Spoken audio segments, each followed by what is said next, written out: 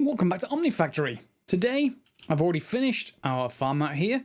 Yep, it did fill up a good number of rows, so that's what, 4, and I put another 4 that side, so it's 9 by 9, appropriately enough, I suppose. 9 by 9 of basically this stuff, canola. We've got 421 canola. It isn't automatically converting over into seeds yet, but we can do that soon, and I've left another drawer here just in case we need it. And all that's basically happening is this middle drawer is set to output back to the machine itself. So it'll always try and keep this full of canola seeds, which will continually try and replant. So that is fine for now. And of course, it just feeds down through energy back from the rest of our base. And it happens to be right near where our AE2 system junction is, so everything is going to work just fine. Over at the back, I've taken up the capacitor. This has actually improved things a little bit.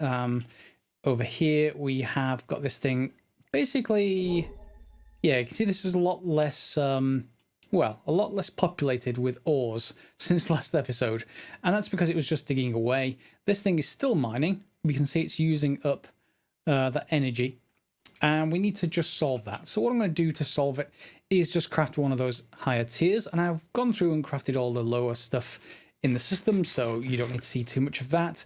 And we just get the capacitor itself. So capacitor, we're actually going to need some electrical steel plates actually. So steel, I've got some electrical steel, and we're just going to compress that into plates. Let's just dump that in there. And let's just drop a couple of things into the system, like this stuff from the farming when I was moving stuff around. Rice and gallium. We may well need gallium this episode, we'll see. And some of the other bits and pieces. Yeah, saw and everything else. There we go. Nice and clean. And just dump everything back in our backpack, at least for now. Okay, that'll do. Right, is that electrical steel done? Hopefully. Capacitor. We have 4. We have 3 I've just crafted, and that original one down there. Even it's because it's configured, it won't stack, but it should do just fine for what we're about to do to it, which is to craft it up into advanced capacitor banks. And that's 1, and then we can just put the other one here, and then we just need the rest of the electrical steel plate. So steel plate, so 3, oops, 3 and 4, 5. Is that, did I put stainless steel plate? I did. No, I don't want stainless steel plate. I want electrical steel, and there should be one more popping in anytime. There it is. And then we got 2 advanced capacitor banks. This flux capacitor is empty, that's why it's not trying to charge anything right now, so we will need to, you know, refill that basically with energy, but we don't need to worry about it right now.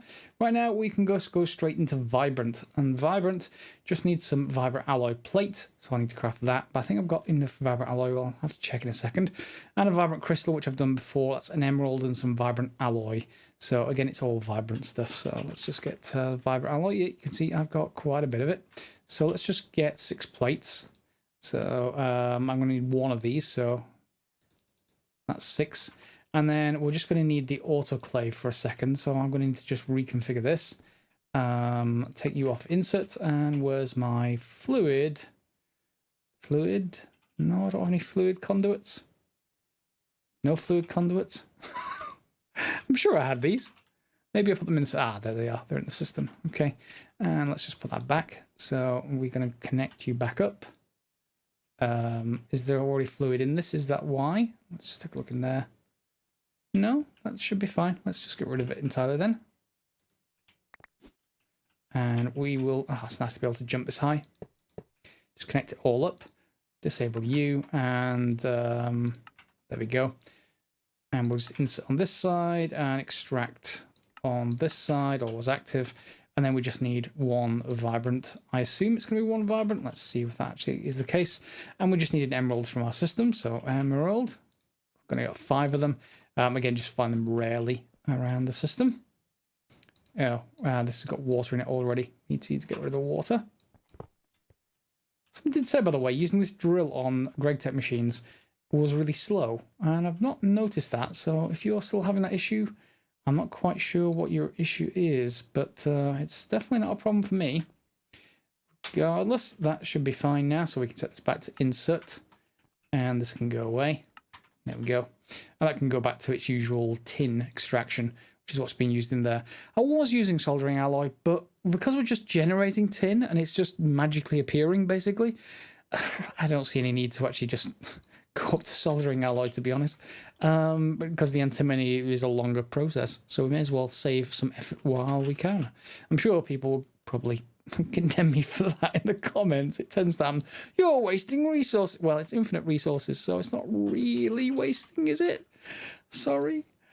So there we go. We've got one vibrant capacitor bank, and we've got to charge the thing. So that's going to well, it would take a while if you were using a small capacitor, but this one, because it's a larger capacitor, we should be able to charge faster with it, I think. Yeah, so this thing can take 8,000 basically RF per tick coming in. So it is charging, it's actually down to 5. That's probably because what the dynamo outside can provide, 5.9. So yeah, it can take in at 25,000 maximum per tick, and this thing is obviously increasing quite quickly. When you just have a basic version, it's limited to like 1k RF per tick, so that charged 5 times faster, but it's 25 times bigger, so it does take a little while. You can see here it's dropping down, it's draining all the power out of the system, which should mean that this thing will basically switch into its mode where it can output as fast as it possibly can, which in this case is 5.25k. Again, without us augmenting this still further. Haven't chosen to do that yet. This is only going to be a quick thing that I do with this charging, so let's just grab you. Well, I'll wait for that to finish, and we'll come back in a second. Another suggestion I got was to make a dedicated CEF MV for our blast furnace outside, and probably for any of these multi-block machines. Quite like the idea because we can keep everything in RF until the last minute. So I thought we'd go ahead and do that as well. And I think I also know what the commenter was saying about not being able to take down GregTech machines with drills. It's not so much the machines, it actually seems to be the cable. If I try and, you see how long it takes to do that? That's pretty ridiculous. And of course you can't just use a Yeta wrench, you have to use the official GregTech means. But you can still use your old-fashioned steel pickaxe, and this works just fine. Let me just... is this finished? It is finished. Okay. Let's just take that out. We're just making stainless steel. And we can pretty much get rid of all this cable. Makes it look a lot neater. And then we're going to be rerouting a couple of the things. So let's just grab that from here. There we go. And I think even I'm going to just take all this cable out from this direction. There we go. And there we go. I want to reserve one piece. As the commenter suggests, we want one piece to be able to cut things off. There's no real power switch, or if there's a power switch, I don't know that it exists too well. So let's just get this going. So we're just going to want to put a cobblestone down 2 blocks, and then we'll just put the CEF MV down 1 block. I'm going to need the other wrench, aren't I? We want the output facing up, please. Can we have the output facing up? Yep. And then we want to just connect this in. Come on. There we go. We can then just borrow one of the batteries from upstairs. We can always make more of them, of course, or make more of these flux capacitor versions, which will work fine too. So let's just grab you. Whoops, should have just grabbed the other one anyway. And you'll see then we should be able to, well, I can't actually get down there at the moment. Let's just dig a little bit. Okay, and then I can just get the rest of this cable dug. Well, I can't go into the wall exactly because behind that block is the LV cable. So I can't put them, I don't think I can put them next to each other. Maybe because they're insulated, they'll be fine. But I just want to make sure I don't want to get any mistakes like that. So we're just going to go all the way down here. 2 more. And we're just going to dig it underneath the floor. As you might imagine, that's probably not the best. That wasn't me. That was the lightning strike, honestly. And we'll just dig our way up. Well, not dig, but just place our way up. And that should go exactly where I'm expecting it to, except I'm going to be short. Of course I'm going to be short. I need like maybe 4 or 5 of the energetic alloy cables, so I'll just make that up and finish that connection. We also need to then connect the underside of this across, and I do already have those cables. Yeah, I do have 19 of these, so we'll just bring it directly over from over there, which is going to be pretty useful, I think. So let's just go down 3 and head over, and there should be plenty of room to get that going. Let's grab our torch, put one down, and yeah, to there will be fine, and straight from that direction. So if we can just grab it, there we go. I'm going to end up with this cable everywhere, but that's okay.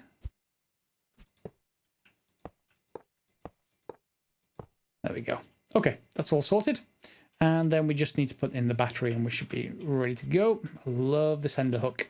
It's just such a shortcut and so great. So there is our battery. There we go. And this should now say, okay. Yeah, it's fine.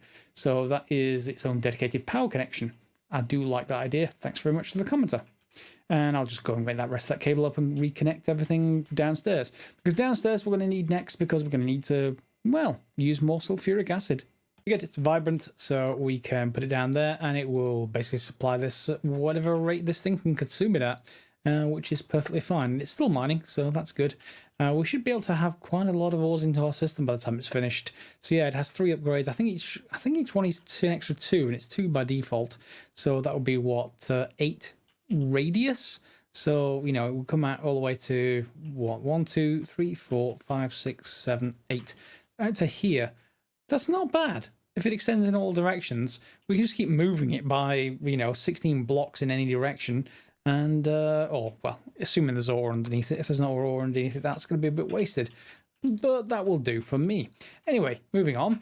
We now want to go make some plastic circuit board. It's the next step up from this stuff, the phenolic substrate. And we can do that downstairs. So let's pop downstairs. And over here, I've cleared a little bit of space. Behind here is our medium voltage stuff that we have mixing sulfuric acid with ethanol to make ethylene and diluted sulfuric acid. Now we can, I think, feed that back around.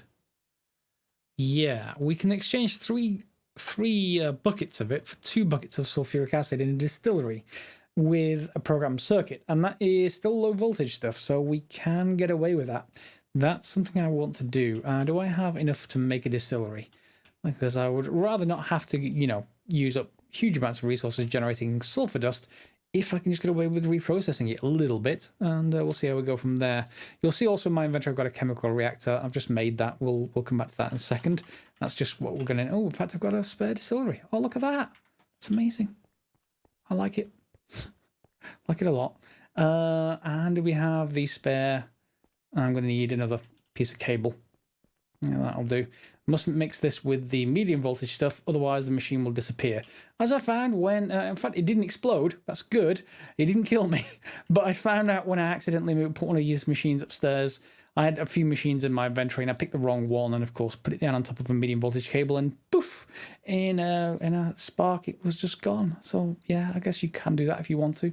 I don't want to. So, well, 2 conductive iron cable. Is this 4? It is 4. Yeah, we actually want conductive iron cable 4 times. And what's the rest of it? I don't necessarily want to go with you. We'll just get conductive iron wire. Fair enough, and we'll just combine it that way. Conductive. And let's just get a bunch of that made up. So into the wire mill it goes. And then we can make the cable. So conductive. There it is. Iron cable. We just have to make the rubber sheet version first of all. So that can be put into here with some rubber. And we'll just convert it all over. 14. And we'll just go into 2 times. Fine. And 4 times. That'll do for now. I need a few. And we just need to extend this downstairs. So from here, I think this is where I want my chemical reactor. So we'll put the chemical reactor down here. Technically, you could output sulfuric acid directly from there into here, but I don't want to do that because then it's not really shareable very easily. We want it over back here as well. So what I may well do is maybe have that line. Where is it? It's going this way. Yeah, this line is our initial sulfuric acid, and then we can recycle it on the way back. And then output that into here. So let's just get some more. Let's get some more space. This side as well. And then we'll just bring the power on top of this. That's the distillery. There's the power. And that will work. We do need a configured circuit. but then we just want to output that thing specifically. So if I grab a bucket, I should be able to create a fluid filter with that to just pull that particular liquid out. We're using pressurized fluid conduit, not anything else. So I'm going to run short of how expensive is ender fluid conduit. This lets you deal with all kinds of liquids in the same space. That is just the same stuff we've already got. We can upgrade that, and that's going to be pretty easy to upgrade, I think. So why don't we just take you out of here, and we're going to upgrade all of this conduit to the vibrant, well, not vibrant, but the you know, the next tier version.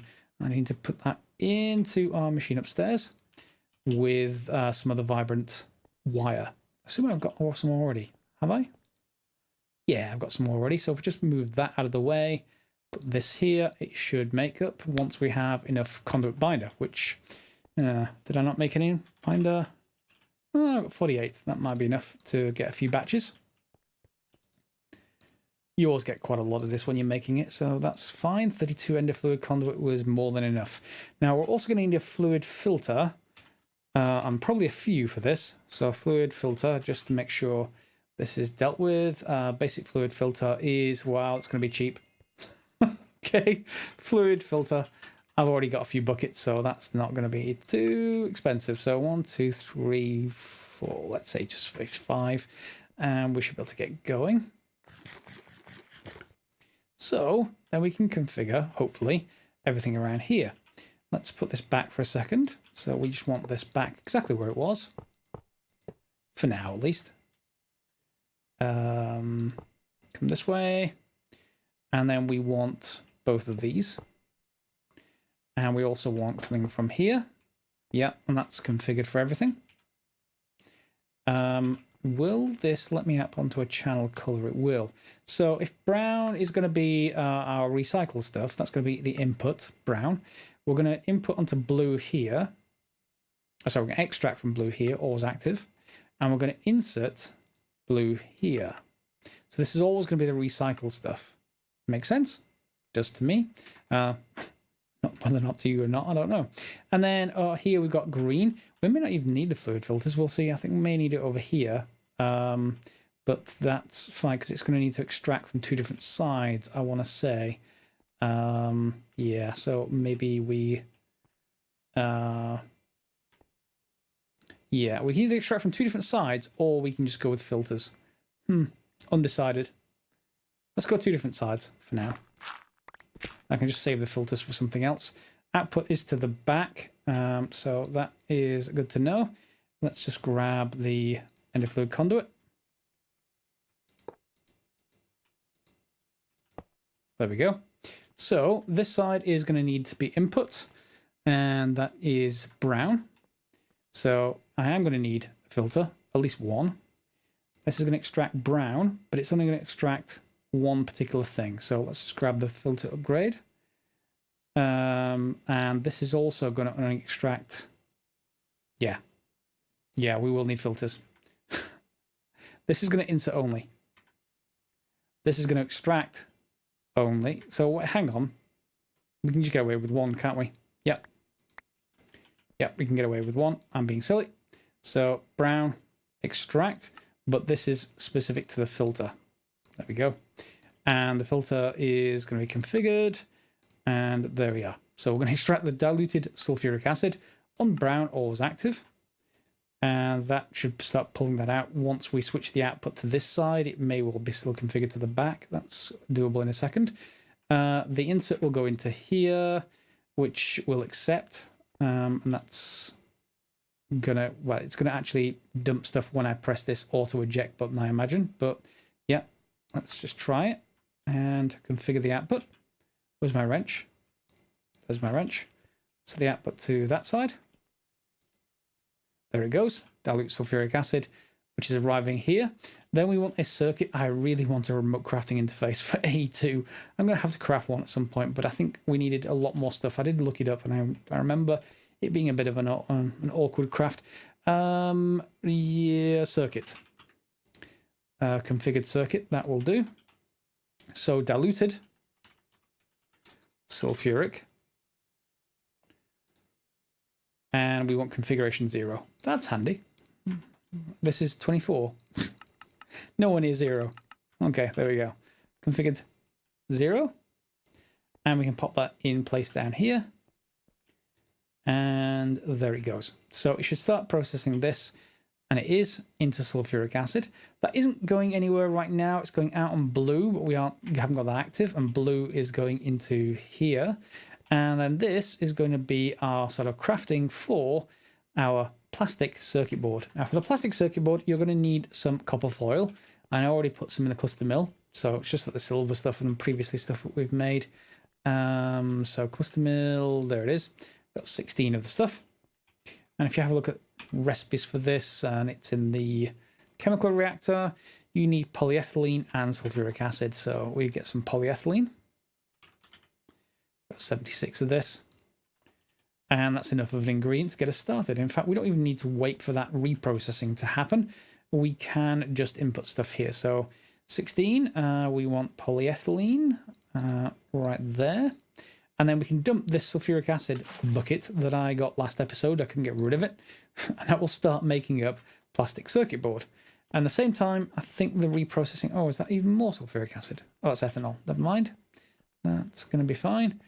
And are you... Yes, you already are. So if we configure the output for... Well, the output's to the right, so we need to worry about that. Let's just set this to always active and you to insert. So, yeah, just setting that output to that side. Are you not going to let me set the output to that side? That is not shifting. Why are you not shifting over? Okay, I guess I can just delete this and just recreate it. Yet a wrench. Is this because it's the front? That's why. That's annoying. That's very annoying. We're going to go underneath. Just because I don't want to waste this sulfuric acid and I don't have a container. So for now, we can go underneath. It's no big deal. We've got plenty of ender fluid conduit. There we go. And disconnect it from this side. And on this side, we wanted, what was it? Blue output and brown input. And that is always active. So you should be disappearing once this is set. No, why are you not disappearing now? It isn't insert on blue. That is extract on blue. Always active. Outputting, should be outputting. Huh. Well, I'll figure it out. I'll come back in a second. And of course, it's going to be the usual thing. It's going to be that this thing has probably got an output set to the back. Yeah. And you need to right click that to allow the input from the output side. That's such an annoying thing to have to do for every machine, but yeah, I guess this will work. So I've got it inputting into the bottom just so I can keep this separate. So this is just outputting. So I don't have to click on this side, input from the output side. And then we've got blue always active. And then we just set this to blue and it should actually accept. It should dump. It has dumped and it's gone into here. Yep, it has. So that is priority 0. However, what I would like over here as well is, and this is inputting green. Yeah, I am actually going to want 2 sides here decided because I would like it so that if that machine is full of sulfuric acid, for it to come over here. So we're going to insert on blue over here as well. Whoops, I need to just make sure it's set to a lower priority. Insert on blue. And that will mean it will try, well, it'll insert sulfuric acid back over here if it can't insert any more into there. So if we have enough sulfuric acid in the system, it's going to keep this topped off, then this topped off, which is going to generate ethylene, of course. And of course, now that we have ethylene, we can have a brown channel, which is the output of this thing. This is only currently grabbing our diluted sulfuric acid. However, we can grab another one over here as well, different channel color entirely. And we could have, for example, purple. And purple we could have as ethylene, which just makes my life a lot easier because over here, wherever the ethylene job is, ethylene, it's right here. That's the output side, so I need to hit that again. And then we can just put this in here and just remove those. And in here, and we can insert on purple. Yep, and we need to configure this side to just be gradient. Did I configure this already? No, I did not. So let's grab that. Yeah, we need to configure this. So let's just grab ourselves a bucket of ethylene. Go over here and say we want to extract the ethylene. Why? Oh, is that already set up? It is already set up. And that can be set to always active now on purple. And then over here, we can set this one to insert on purple. And there we go. We've got the ethylene all coming in. It's much nicer once you get to ender fluid conduits. We can even get rid of this one as well and just run that on a separate channel. So I'll leave that exercise to you, the viewers. Too much on conduits for now, but this is nicely filling. And of course, we get polyethylene on the other side once we get the rest of the ingredients here, which is uses polyethylene, air, oxygen. So yeah, we need to pull that out of another system. But this now is producing plastic circuit board, which is our main point. So the plastic circuit board can make a bunch of stuff. Mainly, the thing we probably want is the final tier 1 circuit. You'll see we've pretty much got everything else. Tin alloy is just iron and tin, if I remember rightly. Transistors, capacitors, central processing units, and it now makes 4 circuits per one of these. If we have a look at the previous tier 1, this was the one we were producing. This produces 1 for 2 capacitors, 4 fine copper wire. In this case, well, 4 capacitors, but we're getting double output. We do need transistors, so that is one thing, but we no longer need, if you notice, we no longer need the phenolic. We can just go straight to plastic. Plastic from sulphuric and polyethylene. Nowhere in this chain now is the coal-based production. So I don't need coal technically, I don't think. The central processing unit, however, may come from wafers.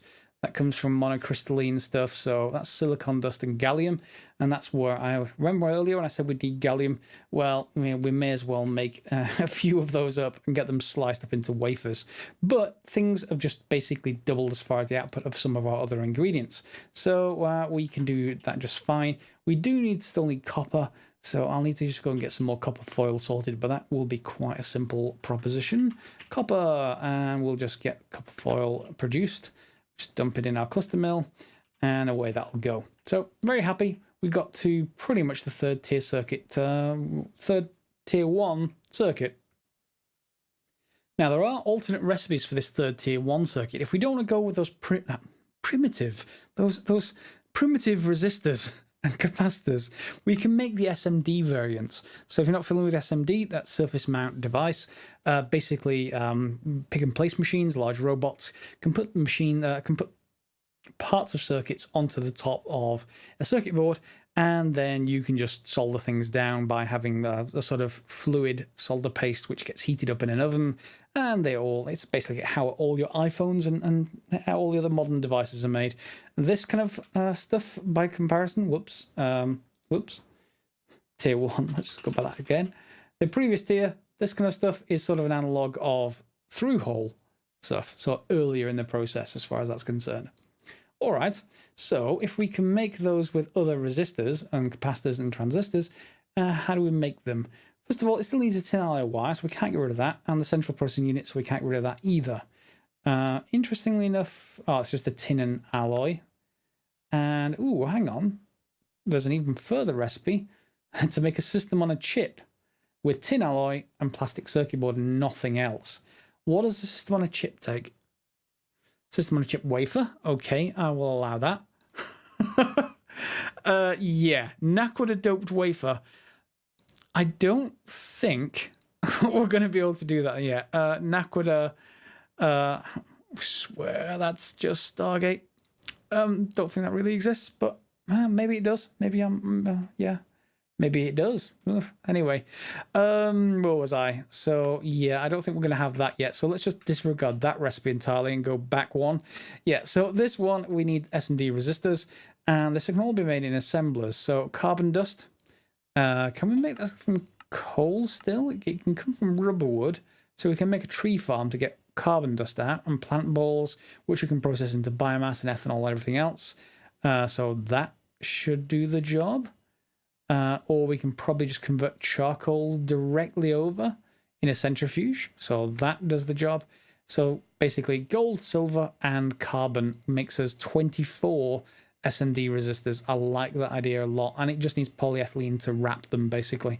So we need probably a fluid extractor because we're making polyethylene sheet, or we can just pull it from the machine over here and get and filter that over there. That's nice. The SMD capacitors, so this is all going to be polyethylene, and we're going to need 3 assemblers plus potentially a fluid extractor or just a pipe coming from over here. So aluminium foil, that was easy enough. Thin polyvinyl chloride sheet, maybe not. Maybe that just isn't polyvinyl chloride sheet. Okay, polyvinyl chloride bar, fair enough. How do we make polyvinyl chloride? Chemical reactor, air or oxygen, presumably. Yeah, oxygen with vinyl chloride, which, stepping back, is ethylene and chlorine. Yeah, so ethylene we've already got, so we just need chlorine, and chlorine presumably we're going to get from, yeah, salt water, and we'll be able to get some hydrogen out of that as well. Rock salt, well, ideally not. I would like something renewable if possible. Salt water, we can mix salt with water. Yeah, can we not actually make that with an infinite water source? That's not very nice. Rock salts, can we get any of this? Gravel, rock salt, or I want to get chlorine by some kind of method, ideally that I don't have to do a lot once I've set it up. Vinyl chloride, chloroform, no. Okay, between the episodes, I'm going to have a look. Oh, dimethyl dichlorosilane. Yeah, it just rolls off the tongue. Dichlorobenzene. Yeah, that's, again, not terrible. Not great. Hydrochloric acid, can we get that from anything? Silicon and lots of different stuff. If anyone knows the optimal way through that, of getting that, then please do put them stuff in the comments below. But I'll look between the episodes if not, because we are approaching the end of this episode. We got the plastic circuit boards done. Our farm's producing quite happily. Yeah, let's head over the top. Our farm's producing quite happily. I love this ender hook. Producing quite happily our canola, and that's going to build up seeds. And we're also getting canola itself. So we will also be processing that into oil sometime soon. We may also think about needing to speed this up at some point, but for now, I'll just let it run by itself and build up into the background. So yeah, next episode, we're going to be looking more at just making much cheaper version of those circuits. In fact, before we even get to finishing this line, which is producing resistors, if you remember rightly, I can just grab them anytime I like. We pretty much may have bypassed the need for them, but that's the name of the game, really. If we go to just needing 3 assemblers and some other bits and pieces for that fluid, then so much the better. Yeah, so if you know of any quick shortcut ways for anyone else watching this episode, put them in the comments down below, and you may even get to them before I do. Otherwise, we'll see you next episode for some more Omnifactory. Give it a thumbs up if you enjoyed it, and press on the bell if you want notifications. And of course, you can subscribe to the channel too. I imagine most of you already are, though. So yeah, we'll see how that goes. All right, thanks a lot for watching, and see you next time.